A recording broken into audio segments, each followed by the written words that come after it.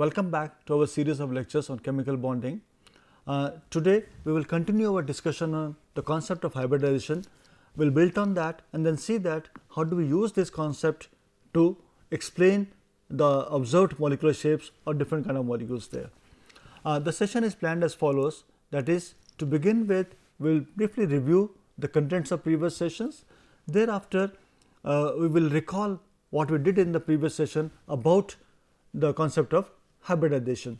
Having done that, we will bring in our discussion onto the hybridization schemes involving s and p orbitals. Then we will see that how do we use these schemes to explain the observed molecular shapes of different molecules. We will extend our arguments further and talk about the hybridization involving s, p and d orbitals, and towards the end we will sum up what we do in today's session. Let us see what we have done so far. What we have done so far is that we introduced the concept of chemical bonding with a historical account to begin with. We discussed the classical theories of chemical bonding and outlined their limitations. Having done that, we moved on further and explained VSEPR theory and used it to predict the geometry of different molecules. Thereafter, we gave qualitative and quantum mechanical explanation of valence bond theory, outlined the limitations of valence bond theory as well, because we know that valence bond theory is a good theory, it is a modern theory based on quantum mechanical description of atom, but it has certain limitations. Take care of one of the limitations, we introduced the concept of hybridization, and that is what we are going to build up today. Let us recall that according to valence bond theory, the valence atomic orbitals with unpaired electrons, they overlap, leading to an accumulation of electron density in the internuclear region. So, that is the way we have described the formation of a bond according to valence bond theory. This theory works very well for diatomic molecules. However, for polyatomic molecules, it does not provide information about the geometry of the molecules. We saw that in the previous session, that is, in order to explain the bonding or the shape or the geometry of the molecule beryllium dichloride, we had to bring in the concept of hybridization there. So, in such cases, we need to invoke hybridization to account for the geometry. Now, in hybridization, some of the valence orbitals of central atom combine to give an equal number of hybrid orbitals, which then take part in the bond formation, and we get the molecule of the desired geometry there. Okay. So, with that kind of a recall of what we did in the previous session, let us continue further and talk about the hybridization involving s and p orbitals and the corresponding molecular shapes over there. As regards hybridization involving s and p orbitals, we find that the s and p orbitals get hybridized when we talk about the molecules formed by the elements of second period, because those are the elements which show the hybridizations of s and p orbitals over there. And there are typically three types of hybridizations we come across. One is sp3, other is sp2, and yet another is sp hybridization. And out of these three, we used the hybridization scheme called as sp hybridization to explain bonding and shape of beryllium dichloride molecule in the previous session by invoking what is called as sp hybridization, and that is a kind of a representation you will be able to recall. That is, we have got a beryllium atom here, which there is a sp hybridization taking place. So, these sp hybrid orbitals of beryllium, they overlap with the p orbitals of the chlorine atoms there to give the desired shape of the molecule there. Okay, so, that is what we have done so far. Now, let us move further and talk about sp2 hybridization, and typical example happens to be say BF3. Let us understand how do we talk about this hybridization. We begin by seeing that what is the electronic configuration of boron atom, and we know that that happens to be 1s2, 2s2, 2p1, which can be represented as helium core over there, which basically is equivalent of this 1s2 here, and then this 2s2, 2p1 is shown diagrammatically as follows over there. That is, we got 2 electrons in the 2s orbital, 1 in the 2p orbital there. With this kind of electronic configuration, we find that there is only one unpaired electron. With this one unpaired electron, boron can form only one bond, but we know that for this molecule to be formed, we need at least 3 bond formation to be there. So, by this electronic configuration, we expect only a single bond to be formed. In order to get over this, as we discussed in the previous session, that we propose that one of the 2s electrons get promoted to 2p orbital over there. like this. That is, we have this configuration to begin with.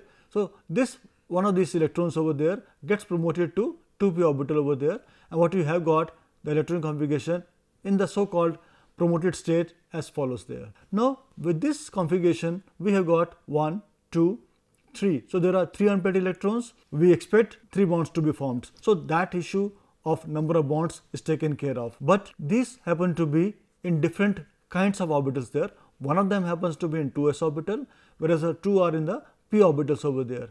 So, thereby what will happen is the bonds will be 3, no issues on that, but they will be of different types there. But experimentally we know that BF3 has got 3 bonds which all of them are equivalent. To get over this problem, to accommodate this experimental fact there, what do we say is, we say that this s orbital and 2 of the p orbitals there, they hybridize to give 3 equivalent orbitals called as sp2 hybrid orbitals. That is how do we show them. This s orbital here and these 2 p orbitals there with unpaired electrons, these 3 orbitals hybridize, that is they mix together to give rise to 3 new hybrid orbitals there, which are called as sp2 hybrid orbitals there. So, this was my s orbital there and this p, which are shown as dotted lines here. So, they are no more there. So, they combine together to give you orbitals which are hybrid orbitals there, and they have got energies in between that of the s orbital and that of the p orbital there. Now, that is how do we diagrammatically represent that. That is, this is a s orbital here, that is a 2s here, and these are 2 of the 2p orbitals there. So, these 3 merge together, they combine together, they hybridize to give rise to these 3 orbitals there. They are called as sp2 hybrid orbitals there. And if you put them together, we find that the sp2 hybrid orbitals are directed towards the corners of an equilateral triangle. That is how do we show that. That is, if you put them all together there, so we find that they are directed like this. Now, that is, you have got a boron atom here. On the boron, there are 3 sp2 hybrid orbitals which are directed as shown over here. If these are so, the bond angle, the angle between these hybrid orbitals happens to be 120 degrees. These sp2 hybrid orbitals, they contain an unpaired electron each, and we also have got one p orbital. You remember that when we talked about hybridization, one p orbital was left out there. So, that happens to be lying perpendicular to these 3 hybrid orbitals over there. So, that is the situation vis-a-vis the boron atom there. Then what happens is, these hybrid orbitals then overlap with the p orbitals of fluorine atoms to give the desired molecule of BF3. You can show it as follows. That is, we have got a boron atom, these 3 are the sp2 hybrid orbitals there, and they overlap respectively with the 2p orbitals of the fluorine atom there, and what you get is the molecule of BF3. And if you look at, they were directed towards the corners of equilateral triangle, we find that this angle, that is a bond angle, happens to be of 120 degrees there. A similar structure is shown by aluminum triiodide, that is, you have got again a trigonal kind of a structure there. Similar kind of hybridization scheme is involved in that. Let us move further and talk about another scheme of hybridization called as sp3 hybridization, and typical example happens to be methane there. In case of methane, so what do we do? I am sure that by now you have understood that how do we go about it. That is, we start by talking about the electronic configuration of the atom, the central atom here. In this case, it happens to be carbon. The electronic configuration is 1s2, 2s2, p2. We represent it like this. This is the helium core there, then this is 2s2, and then this is 2p2. So, these are the valence electrons which we are interested in. Since there are only 2 unpaired electrons, we expect only 2 bonds to be formed by carbon, but we know that in case of methane, there are 4 bonds formed. Again, we use the same logic and suggest that one of the 2s electron gets promoted to 2p orbital there. That is how do we show that. That is, this electron from 2s goes to 2p, and what we have got now is there are 4 unpaired electrons, but they are in different types of orbitals. So, it happen to be in s and p orbitals over there. So, if they form bonds with hydrogen, their bonds will be of different types, which they are not. In order to get over this problem, this s and the 3 of p orbitals, they hybridize to give rise to 4 sp3 hybrid orbitals. That how do we show that? That is, s orbital here and these 3 p orbitals, they hybridize to give rise to 4 hybrid orbitals. They are designated as sp3 hybrid orbitals there. Now, that is how do we show them pictorially, that this is the s orbital there, 2s, and these 3 are the p orbitals. They mix together to give rise to 4 orbitals as shown over here. They are called as sp3 hybrid orbitals there. Now, these sp3 hybrid orbitals are directed towards the corners of a regular tetrahedron. That is how do we show that this is a tetrahedron. So, we see that these 4 orbitals are directed towards the corners of these, and each one of them contains an unpaired electron. 4 hybrid orbitals directed towards the corners of a regular tetrahedron and containing an unpaired electron each, they then overlap with the s orbitals of hydrogen atom to give rise to the CH4 molecule. So, that means, this is my 4 hybrid orbitals on the carbon, and we have got 1 s orbital of hydrogen atoms which are overlapping with them, and what we get is the molecule of CH4, that is which is a regular tetrahedron, and it has a bond angle of 109.5 degrees, which is experimentally verifiable there. So, we have seen that there are 3 kinds of scheme we have proposed so far: sp, sp2 and sp3.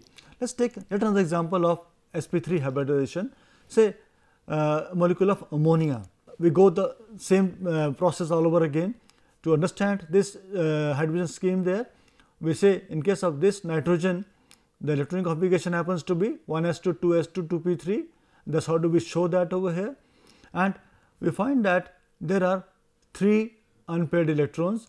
So, can form the 3 desired bonds. So, there is no problem about the number of bonds. We do not need to do any promotion in this case. And then, but since these 3 p orbitals which are available for the bond formation, they are at right angles to each other, px, py, pz, which are mutually orthogonal to each other. So, as they are shown over here. Now, if these form bonds with the hydrogen atom to give ammonia molecule, then this ammonia molecule will be having a bond angle of 90 degrees each, which they are not. Experimentally observed value is 107 degrees. So, to explain that, what do? We propose a hybridization scheme there, that is this s orbital and the p orbitals, they hybridize as before to give 4 sp3 hybrid orbitals there. And these hybrid orbitals, now we find that these 3 of them are containing an unpaired electron, and one of them occupies has an unpaired a pair of electrons over there. That is, one of the orbitals contains a lone pair, while the other 3 are singly occupied there. These hybrid orbitals overlap, the 3 of them with unpaired electron, they overlap with the s orbitals of hydrogen atom to give the ammonia molecule there. So, we find that these 3 orbitals there which had a single pair single electron, so they form bonds with hydrogen atom, and the 4th orbital contains a lone pair of electrons over there. So, as a consequence, what happens is we have got the following kind of a shape for ammonia molecule. This is a trigonal pyramidal, that means these 3 hydrogen atoms form a triangle, and this nitrogen is on the top of the triangle, and that is a kind of a shape what we observe experimentally also for the ammonia molecule, and we find that the bond angle happens to be 107 degrees, which is very close to 109 degrees expected from 109.5 degrees expected from sp3 hybridization, and this slight variation is because of occupancy of one of the orbitals by hybrid orbitals by a lone pair there. Let us move further. We can have another example here, say of pf3. Here also we can invoke a similar hybridization scheme, that is of sp3 hybridization, and explain the shape of pf3 molecule there. Let us move further. Let us take up another example of sp3 hybridization, and the example happens to be, say, ammonium ion. Ammonium ion we can visualize as follows.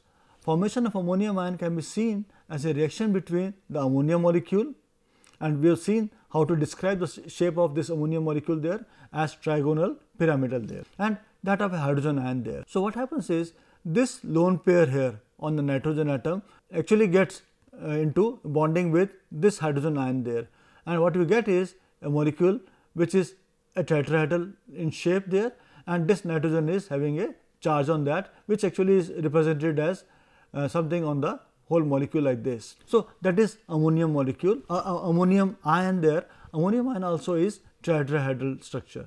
Let us go further and take up yet another example of sp3 hybridization, and we take the example of water molecule. In order to understand or describe the shape of water molecule, what we do is we start by talking about the electronic configuration of the central atom, which happens to be oxygen in this case.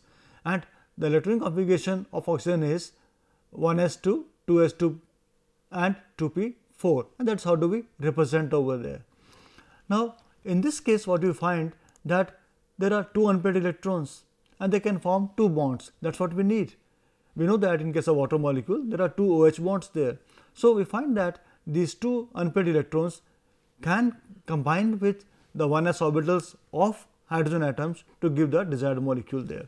But the expected bond angles would be 90 degrees, because these two orbitals there, say py and pz or any two of the p orbitals, they are mutually orthogonal, as we saw in the case of ammonia also. So, since they are mutually orthogonal, so we would expect that the bond angle happens to be 90 degrees, which we know is not true, because experimental value is 104 degrees. So, in order to explain that, what do we say?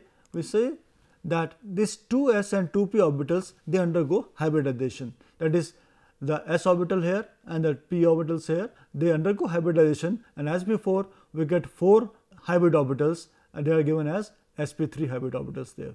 And these, out of these 4 hybrid orbitals, we find that 2 of these hybrid orbitals contain lone pairs, while other 2 are singly occupied. So, we see that 2 are containing lone pairs there and 2 are singly occupied there. And when we try to put that in perspective, we find that these 2 hybrid orbitals which are singly occupied, they overlap with the s orbitals of hydrogen atom to give the water molecule, and the remaining hybrid orbitals contain the lone pairs. That is how do we show that there.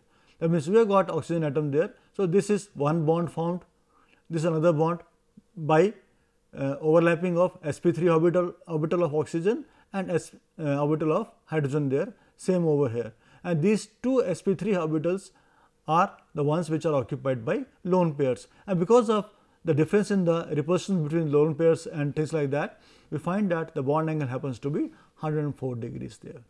So, we find that by invoking sp3 hybridization, we could describe or explain the shapes of different kind of species there. We have talked about CH4, NH3, NH4 plus and water now. Let us go further and talk about the hybridization schemes which involve sp and d orbitals, and then see that how do we use them to describe the shapes of different molecules there. Now, as regards the hybridations involving sp and d orbitals, we observe that when we come to the molecules found by elements of period 3 and beyond, we find that the molecular shapes, in addition to linear, trigonal and tetrahedral, are also observed, and for those to be explained, we need to involve d orbitals in the hybridization. And the possible hybridization schemes involving d orbitals are sp3d and sp3d2. Let us take these two schemes one by one. sp3d hybridization, a typical example happens to be PBr5, and to understand this, what we do is we start by talking about the electronic configuration of phosphorus atom, and that happens to be neon 3s2 3p3, and that's how do we represent that. Now, again what you find is that we need to form 5 bonds over there, PBr5, and we have got only 3 unpaired electrons there. That is only 3 unpaired electrons, so we expect only 3 bonds to be there. What we need to form 5 bonds there. So, we have to bring in promotion there. That is, this 3s electron here gets promoted to 3d orbital here. That is how do we represent that. That is, now we have got, with this kind of electronic configuration in the so called excited state, we have got 1, 2, 3, 4, 5. There are 5 unpaired electrons which then undergo, these orbitals then undergo hybridization. So, that means this is 1, 3p and 1d. So, these orbitals undergo hybridization to give rise to 1, 2, 3, 4, 5 sp3d hybrid orbitals, and they have got energy somewhere over here. And these hybrid orbitals are equivalent and have got shapes which are the orientation is such that they are oriented towards they give a shape of trigonal bipyramidal arrangement there, and these then overlap with the p orbitals of bromine to give the desired molecule there. So, this picture does not give you the orbital picture over there, it is just the overall shape of the molecule what we finally observe. This is phosphorus and these 5 are bromine atoms there, and we can imagine this to be your sp3d hybrid orbitals, and this happens to be the p orbital of bromine atom there. So, which is overlapping and getting you this molecule over there. Let us move further and talk about the second possible hybridization scheme involving sp and d orbitals, and that happens to be sp3 d2 hybridization, and typical example happens to be SF6. In this case, we start by talking about the electronic configuration of sulfur atom, and that is what it is. So, we represent it diagrammatically like this, and we find that there are only 2 unpaired electrons which are not sufficient to form the 6 required bonds over there. What do? We again bring in the promotion of electrons there. We find that one of these 3s electron and one of these 3p electrons, both of them get promoted to d orbital over there. So, by this kind of a promotion of 1 electron from here, 1 from here, we have got 6 unpaired electrons there, or 6 orbitals having an unpaired electron each. Since these 6 electrons belong to 3 different types of orbitals, this is S, these 3 are P, these 2 are D. So, if they form bonds, the bonds will be of different kind of shapes, different nature there, which actually they are not. So, we talk about, we again invoke the concept of hybridization there, and we suggest that these 6 orbitals which are having unpaired electron each, they undergo hybridization to give rise to 6 hybrid orbitals, and these each of them is called as sp3 d2 hybrid orbital there, and they are got equivalent there. These hybrid orbitals have got octahedral arrangement there, and these hybrid orbitals then overlap with the 2p orbitals of fluorine to give rise to the desired molecule SF6, which happens to have an octahedral shape there. So, this picture here does not show the orbitals involved in that, but it gives you the final overall shape of the molecule involved in this case. Now, let us sum up what we have done today. What we have done today is we started by briefly reviewing the contents of the previous session.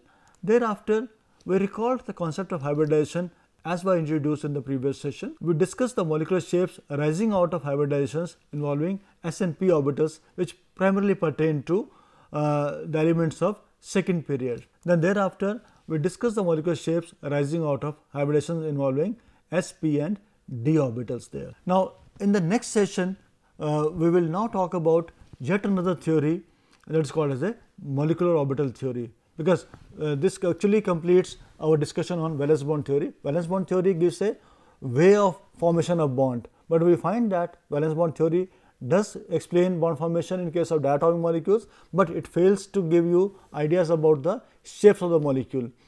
So, to explain the shapes of molecules, we kind of introduced the concept of hybridization and saw that how can it be used for the purpose there. Now, we will move further and talk about the second quantum mechanical theory of chemical bonding, and that happens to be molecular orbital theory there, which we will be taking up in the next session. Thank you.